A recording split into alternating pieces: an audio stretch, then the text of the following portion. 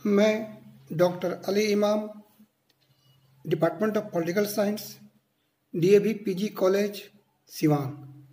छात्रों, आज का चर्चा का विषय है अंतर्राष्ट्रीय संबंधों में या अंतर्राष्ट्रीय संबंधों के अध्ययन के लिए आदर्शवादी सिद्धांत। जैसा कि आप जानते हैं कि अंतर्राष्ट्रीय संबंधों के अध्ययन के लिए अनेक सिद्धांत या अप्रोचेज हैं। उन्हीं सिद्धांतों में से एक है आदर्शवादी सिद्धांत। अंतर्राष्ट्रीय संबंधों को एक स्वायत्त विषय के रूप में प्रतिष्ठित करने में आदर्शवादी सिद्धांत की महत्वपूर्ण भूमिका है। द्वितीय विश्व युद्ध के पश्चात अंतर्राष्ट्रीय राजनीति में बड़े पैमाने पर सिद्धांत निर्माण के प्रयत्न शुरू हुए। इसी कड़ी में कई सिद्धांतों का निर्माण हुआ, जिनमें एक महत्वपूर्ण सिद्धांत के रूप में आदर्शवादी सिद्धांत का जन्म हुआ। छात्रों, अंतर्राष्ट्रीय वास्तविकता के बारे में विद्वानों के विभिन्न दृष्टिकोण के कारण अंतर्राष्ट्रीय संबंध के बारे में सिद्धांतों एवं दृष्टिकोणों में भिन्नता पाई जाती है। अंतर्राष्ट्रीय संबंध का आदर्शवादी सिद्धांत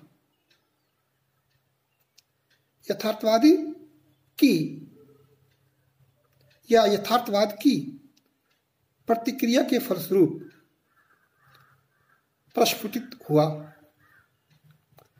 इस सिद्धांत का स्पष्ट प्रभाव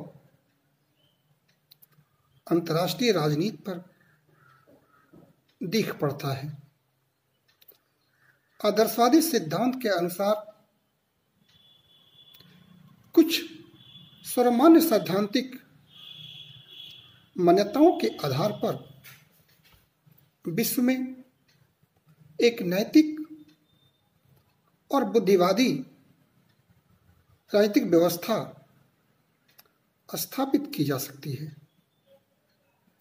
इस सिद्धांत या दृष्टिकोण का मानव स्वभाव की अच्छाइयों में मूलतः अडिग विश्वास है। यह विश्व में घटित होने वाली दुर्भाग्यपूर्ण घटनाओं का कारण मानव अज्ञान, अविवेकपूर्ण व्यवहार तथा रूढ़िवादी सामाजिक व्यवस्था को स्वीकार करता है। इसके लिए समुचित शिक्षा, सुधार और त्रुटियों से निपटने के लिए शक्ति के प्रयोग में विश्वास करता है। आदर्शवादी सिद्धांत भविष्य के ऐसे अंतर्राष्ट्रीय समाज की तस्वीर पेश करता है जो पावर पॉलिटिक्स, इमोरलिटी और वायलेंस से सर्वथा मुक्त हो। छात्रों, अब ये देखना आवश्यक है कि आदर्शवादी सिद्धांत का विकास कैसे हुआ। अंतर्राष्ट्रीय राजनीति में यह दृष्टिकोण 18वीं तथा 19वीं सदी में काफी प्रचलित था। द्वितीय विश्व युद्ध के बाद इसे पुनर्जीवन मिला। अमेरिकी तथा फ्रांसीसी क्रांति ने भी इस सिद्धांत के विकास में सहायता पहुंचाई। प्रारंभिक आदर्शवादी विचारकों में कंडोसेट का नाम आता है। यह कंडोसेट फ्रांसीसी दार्शनिक और मैथमेटिशियन हैं, जिन्होंने 1775 में अपनी पुस्तक में एक ऐसी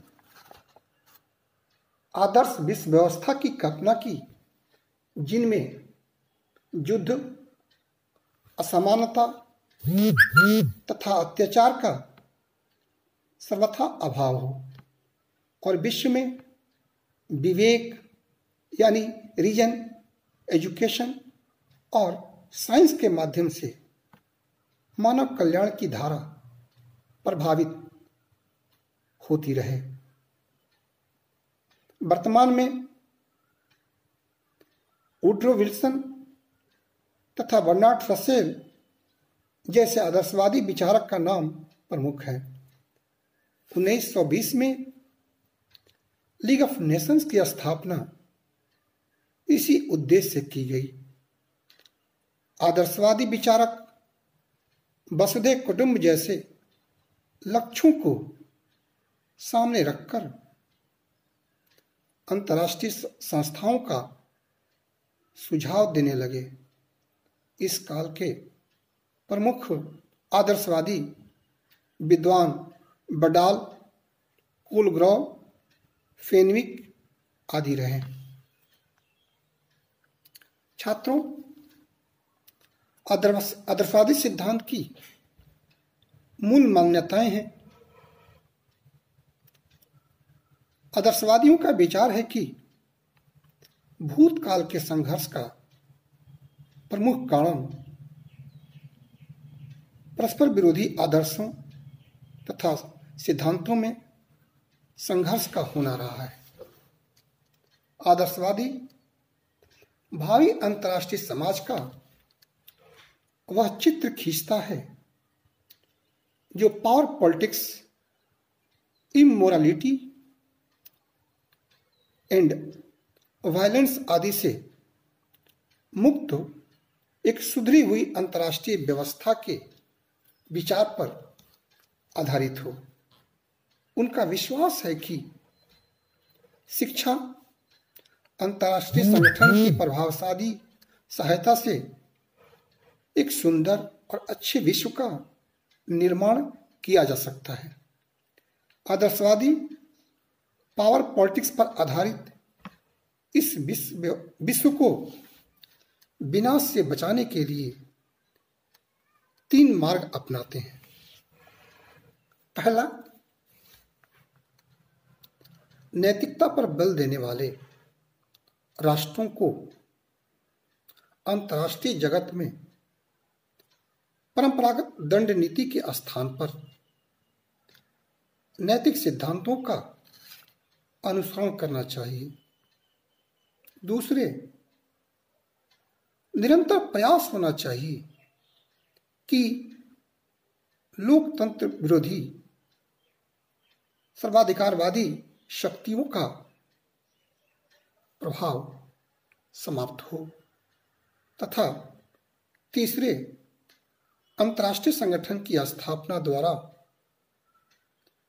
दंड नीति अर्थात पावर पॉलिटिक्स को समाप्त किया जाए। इस प्रकार कल्पनावादियों या आदर्शवादियों की यह मान्यता है कि यदि एक विश्व या वर्ल्ड गवर्नमेंट के आदर्श को प्राप्त कर लिया जाए तो इस पावर पॉलिटिक्स के अभिशाप से विश्व को बचाया जा सकता है। छात्रों, अंतर्राष्ट्रीय राजनीति में नैतिकता के संबंध में मत विभिन्नता रही है। आदर्शवादी इस क्षेत्र में नैतिकता पर बल देते हैं। अंतर्राष्ट्रीय राजनीति के क्षेत्र में नैतिकता पर बल हर्बर्ट बटरफील्ड, E.H. कार, जैसे विद्वानों ने पहले ही स्वीकार किया था, अंतर्राष्ट्रीय नैतिकता के 3 पक्ष हैं, जिसे केसी गुप्ता नामक विद्वान ने अंतर्राष्ट्रीय राजनीति नामक पुस्तक में बताया है। पहला, राष्ट्रों का नैतिक मूल्यों के लिए प्रयास करना चाहिए। राष्ट्रीय हितों का आदान प्रदान करना चाहिए तथा तीसरे, अत्याचार, संघर्ष या युद्ध विरोधी नीति अपनाना। इस प्रकार राजनीतिक यथार्थवाद की मान्यता है कि राष्ट्रीय हितों में तालमेल संभव है। हालांकि नैतिकता अनैतिकता की समस्या से अपने को अलग रखते हुए तर्क और बुद्धि के आधार पर आदर्शवाद का समर्थन बर्नार्ड रसेल जैसे विद्वान करते हैं। व्यवहारिक सुझाव के रूप में वे विश्व में शांति स्थापना के लिए निशस्त्रीकरण की मांग करते हैं। निष्कर्ष के रूप में कहा जा सकता है कि आदर्शवादी सिद्धांत के अनुसार सुख और समृद्धि से पूर्ण विश्व का निर्माण मानव शक्ति के परे नहीं है। जो बाधाएं हैं उनका निदान विचारों से युक्त दृढ़ आस्था में है। छात्रों, अब हम आदर्शवादी सिद्धांत की मूल्यांकन करेंगे। आदर्शवादी दृष्टिकोण के अंतर्गत अंतर्राष्ट्रीय संगठनों का सुदृढ़ीकरण होता है। उदाहरण के लिए संयुक्त राष्ट्र संघ को ले सकते हैं, जो विभिन्न साधनों के माध्यम से विश्व की समस्या का समाधान का प्रयास कर रहा है। दूसरे, इस सिद्धांत की सहायता से अंतर्राष्ट्रीय जगत में विश्व कुटुंब की भावना का विकास किया जा सकता है। तीसरे, विश्व कुटुंब की भावना से राष्ट्रों के प्रति संकीर्णता समाप्त होगी और अंतर्राष्ट्रीय सौहार्द बढ़ेगा और शांति को बढ़ावा मिलेगा। चौथे, आदर्शवादी सिद्धांत की सफलता से अंतर्राष्ट्रीय जगत में शांति आएगी और इससे विश्व युद्ध की संभावना समाप्त होगी। पांचवें, आदर्शवादी सिद्धांत को अपनाने से नैतिकता में वृद्धि होगी। सारे राष्ट्र नैतिक मानदंडों के आधार पर अपनी शक्ति में वृद्धि करेंगे। आदर्शवादी सिद्धांत की ये खूबियां हैं। इन खूबियों के बावजूद इसकी कुछ कमियां भी हैं, इससे इनकार नहीं किया सकता है। सर्वप्रथम मार्गन्थाउ कहते हैं कि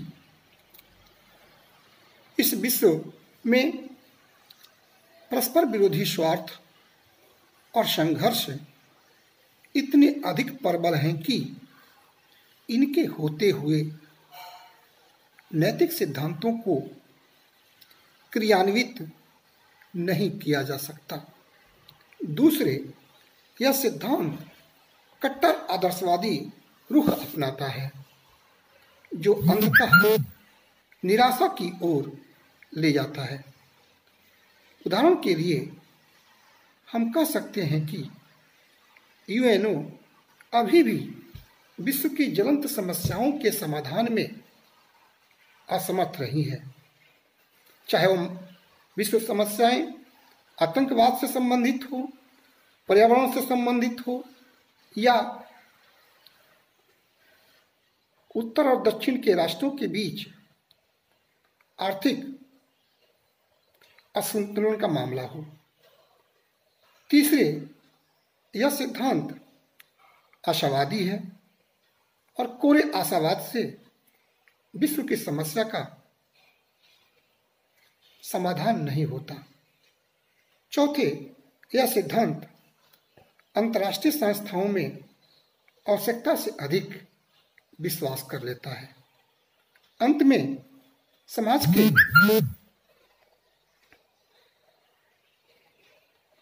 नेशन स्टेट के युग में इस सिद्धांत की अधिक उपयोगिता नहीं रह जाती है, जैसा कि हंस जे मार्गेंथाउ कहते हैं या उनकी आलोचना है।